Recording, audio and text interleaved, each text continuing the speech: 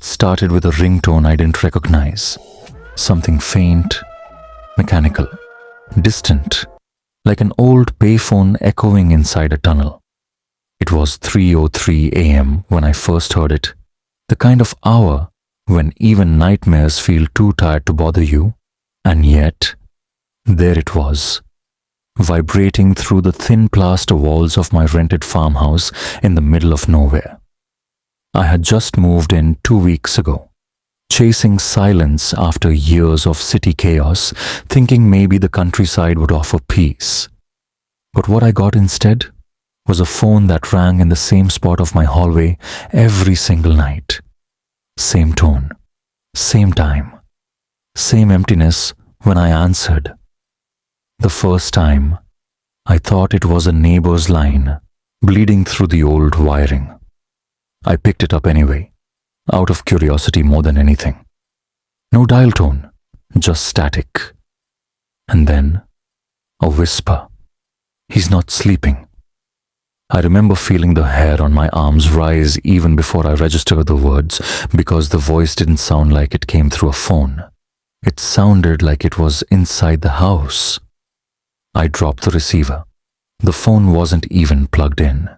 It sat there, an antique rotary that came with the property, dusty, useless, disconnected, and it had no business ringing, let alone speaking. I told myself it was stress, isolation maybe. I hadn't been sleeping well, hadn't unpacked properly, hadn't even introduced myself to anyone in the nearby town. But the next night, the phone rang again, at 3:03 a.m. This time I didn't answer. I watched it from the bedroom doorway, heart thudding so loud I could barely hear the ring. And when it stopped, I could have sworn I heard breathing, coming from the kitchen. Steady, low, too close. I grabbed the baseball bat I kept under the bed. Not because I believed in ghosts, but because my gut told me someone was inside. I searched the whole house. Nothing. No broken locks, no open windows, just that feeling. Like I had just missed someone by seconds.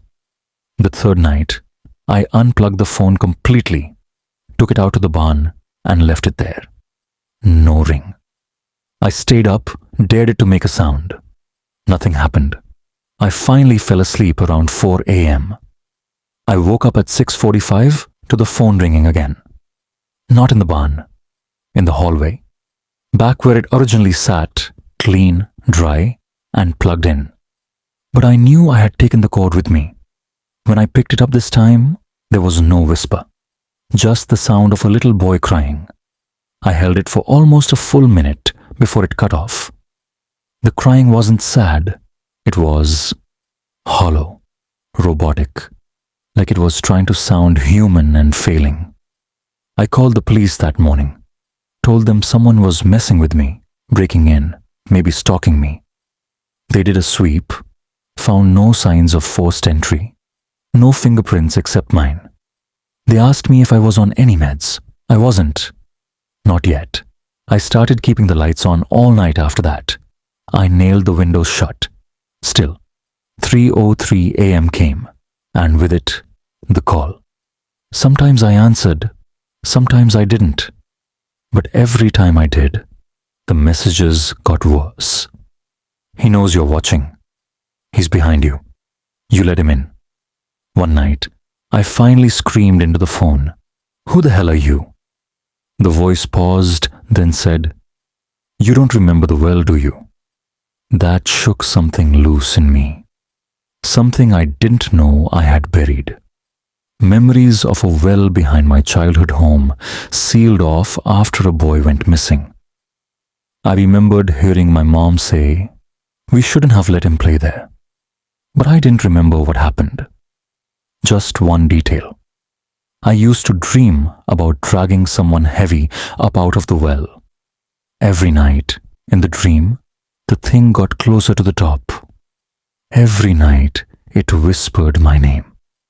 That night, the phone said, "He's almost out." I didn't sleep at all after that. Instead, I scoured property records. Turns out the farmhouse I moved into was built over an old field where that same well had been relocated decades ago. I found it, half covered in rotting wood behind the barn. When I pried it open, the smell hit me first. Then the phone rang. Not the one inside, the one at the bottom of the well. I heard it clearly, that distant ring echoing up the shaft like a scream strangled by stone.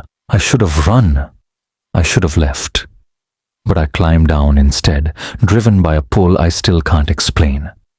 I found the phone in the mud, black and glistening, pulsing like a heart. I picked it up. My own voice came through the line. Don't answer again. Then silence. When I climbed back up, the house lights were off. My front door was wide open. Something had been inside while I was down there. Everything was rearranged, pictures turned upside down, silverware on the floor, the word welcome carved into my bathroom mirror. I packed my things. I left before the sun came up. I moved back to the city, took a tiny studio with no landline, no antique anything. But sometimes, around 3:03 a.m., I still hear a phone ringing through the walls, never from inside, but always near. The therapist says it's trauma. The priest said it was a spirit echo, a loop left behind.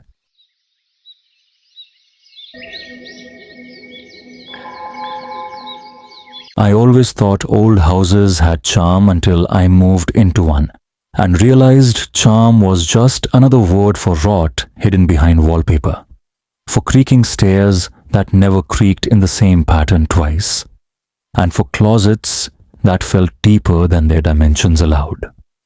I rented the place after a divorce, needing a fresh start, a quiet one, something manageable, rural, disconnected. The house was built in 1924, a two-bedroom colonial with a wraparound porch and a narrow upstairs hallway that always smelled faintly of cinnamon and mold. The landlord was an older woman who insisted on cash-only payments and made me promise not to disturb the attic, said it was sealed for safety. I didn't ask questions. I just wanted solitude. The first week was fine, eerily quiet. But by the second week, I started hearing noises from the master bedroom closet. Not like rodents or pipes, more like a faint tapping, like fingernails against drywall. I opened the closet during the day, knocked on the back wall, and got nothing. But at night, the tapping returned. Soft at first, then more deliberate. I set up my phone to record it one night while I slept. What I found the next morning still makes my stomach turn. There were 13 taps at exactly 2:17 a.m. Then silence. Then a whisper. One word. Here. Just that. Like someone standing right behind the closet wall, waiting. I went cold. I examined the closet again in daylight and noticed something strange. Tiny differences in the paneling along the back. A small seam, not quite aligned. I pressed on it, and to my surprise, it flexed inward. The wall was fake, a false panel. Behind it was a narrow tunnel, barely wide enough for me to squeeze through, and it sloped downward. Not a crawl space, but a man-made passage. The air inside was cold, still, and smelled like wet earth and something metallic. I grabbed a flashlight and crawled through, my breath loud in my ears. The tunnel curved slightly and ended in what looked like a small square room. Concrete walls, rusted shelves, and in the center, a wooden chair bolted to the floor. Straps hung from the arms. There were scratches along the walls, deep, erratic, like someone had clawed at them for years. On the far side was a small window that didn't look out into the outside world, but into another room entirely. A room I didn't recognize. I stared through it and realized it was looking into the basement, but from the other side of the wall. I'd been in that basement a dozen times and never noticed a two-way mirror. I backed out quickly, heart pounding, and sealed the panel behind me. That night, I couldn't sleep. Every sound in the house felt sharper, more deliberate. I started to feel watched. I covered the closet with heavy furniture. But at exactly 2:17 a.m., I woke up with a start. There was no tapping this time. Just a whisper from right behind my headboard. "You found it." I spun around. No one there. Closet sealed. Door locked. But my phone had recorded again. It captured breathing. Close, ragged. Not mine. I called the police the next morning. They investigated, found the room, took photos, and said it was likely an old storm shelter. Bullshit. I asked about the chair, the mirror, the straps. They shrugged, said the house had history. No known crimes, no reports. I went digging myself. Local archives, old newspapers, finally found a story from 1961. The house had belonged to a doctor, a psychiatrist. Rumors of unconventional treatments in his private basement.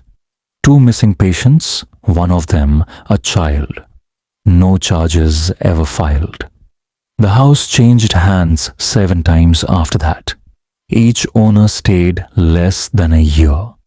The landlord had inherited it from a sister who died under unexplained circumstances. I went back to confront her, and she just smiled, lips trembling. "He doesn't like to be ignored," she said. "That's why we built the wall." I left that night. But before I could, I had one more experience that I've never spoken of until now. I was packing boxes when I heard movement in the basement. I thought maybe it was a squatter, or worse, someone who'd been living in the walls. I went down with a hammer in hand. The basement was empty, but the mirror, the one hidden behind the secret room, was no longer reflective. It showed a different version of the basement, one where the walls were slick with blood, and the chair wasn't empty. A man sat there, tall, pale, wearing a sack over his head, breathing slowly, rhythmically, and he was looking directly at me through the glass. I stepped back, heart hammering. He didn't move, but I swear, I mean this with everything I have, that he raised a single hand and pointed to me. I turned off the lights and ran. I sold what I could and vanished. Changed my name. Moved states. But sometimes, when I stay in motels, I hear tapping on the closet walls. Always at 2:17 a.m. And once, just once, I opened the door and found a chair, identical to the one from that hidden room, just sitting there, waiting. I blinked. I never believed in real horror until it started calling me every night from a blocked number, whispering things no one should know, things I'd never even told another soul. It began innocently enough, or so I thought. I just moved into a small apartment in a quiet neighborhood after getting laid off from my IT job. I didn't have many friends, no family close by, and honestly, I welcomed the solitude. But then the phone rang. It was 2:46 a.m. The screen said unknown. I almost didn't answer, but something about the silence of the room made the ring sound. Intentional. Like it wasn't just a phone call. It was an invitation. I picked up, said nothing. The line stayed quiet for 3 long seconds, then a soft, breathy voice whispered, "Why did you lie to her?" My mouth went dry. No one knew about that. Not even her. Not really. "Who is this?" I asked, trying to sound firm. The line clicked dead. I didn't sleep the rest of the night. The next evening, it happened again. Same time. Same voice. But this time, it was more detailed. "You left her crying in the rain, remember?" by the red car. She kept waiting. My heart dropped. That was 9 years ago. My first real relationship. I told her I'd come back with coffee, then never returned. A stupid, cruel thing I'd buried in the back of my mind. No one else even knew it had ended like that. I blocked the number, changed my SIM, got a new phone. Still, it called. Every single night, always at 2:46. The voice got angrier, more specific. She forgave you, but I won't. Then, you keep forgetting. But I remember everything. I started unraveling, sleep deprived, paranoid. I tore apart the apartment, checking vents, light fixtures, smoke detectors, anything that could be bugged. I even called the phone company, but they said the calls weren't traceable. No signal origin, the technician mumbled, almost like it's bouncing off of nothing. I began recording the calls, but every morning when I checked my phone, the recordings were gone. Not erased, just never there. Like the phone never rang, but I remembered them. Clearly. Too clearly. I stopped going out. I started seeing shadows where there were none. At 2:46 every night, the calls would come, and I'd just sit there, holding the phone to my ear, listening to that soft voice peel back layers of guilt I didn't know I still carried. Then came the night he said my name. My real name. Not the one I use now. Not the one on any documents. The one only my mother used when I was a kid, a name I hadn't heard in over 20 years. That was when I lost it. I tried to move, left town, burned everything, bought a used car with cash and drove 5 states away. New apartment, no records, no internet, no phone. For a week nothing happened. I thought I'd escaped, but then, on the 7th night, I heard a knock on my window. 2nd floor. Middle of the night. I froze. The knock came again, slow, rhythmic. I peeked through the blinds and saw a figure just standing there, on the fire escape, tall, head tilted. I couldn't see the face, just the outline, and in his hand, a cell phone, glowing. It rang. I hadn't owned a phone in days, but my kitchen drawer buzzed. I opened it, and there it was, my old phone, dead battery, still ringing. I answered it with shaking hands. The voice this time wasn't angry. It was patient, cold. "You can't leave me," it said. "We're not done yet." The figure outside vanished. The phone powered off. I smashed it into pieces, scattered them in different dumpsters across the city. Didn't matter. That night, he knocked again. No phone, just a whisper through the window. "You lied to yourself the most." I started hearing the voice even when I wasn't asleep. It echoed through vents, through old radios. Once, through a homeless man on the street who just stared at me and mouthed the words, "You left her there." That was when I realized it wasn't just a person. It was something else. Something old. Feeding off the guilt I never resolved. I went back to where it started, back to the red car. The old parking lot was gone, turned into a grocery store. I stood there for an hour. No one came. But at 2:46 a.m., every screen in the store's electronics section lit up. All of them showed my face, from behind, from where I stood. And the voice came again, not through a call, but through the store speakers. "I never needed a phone to reach you." I screamed. People stared. I was escorted out. I tried therapy, medication, religion. Nothing worked. Because every night, like clockwork, something comes to me.